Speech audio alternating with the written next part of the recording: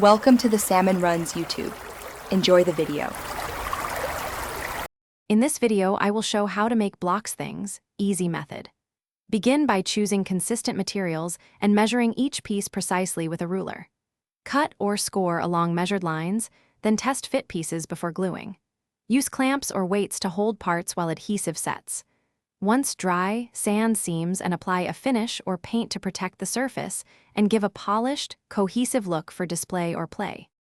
Start by laying out all pieces on a stable surface and double-checking measurements for accuracy. Cut slowly using the proper blade for your material to avoid jagged edges or breaks. Keep a scrap piece handy for test cuts and to practice any angled cuts needed for interlocking shapes. After cutting, dry fit all components before applying any adhesive so you can identify and correct small mismatches quickly and efficiently. If you are enjoying this guide, please subscribe and like so more helpful videos reach you. Quick recommendation.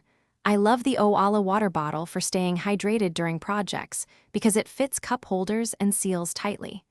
Check the description for the link and other deals we mention in the video, and consider grabbing one if you like useful workshop gear. Thanks for the support. Now let's get back to the video. Apply adhesive in thin, even lines and press pieces together with consistent pressure to avoid gaps. Use clamps or rubber bands to maintain alignment while the glue cures and wipe away excess immediately with a damp cloth. For complex joins, assemble in stages, allowing each joint to set before adding the next piece.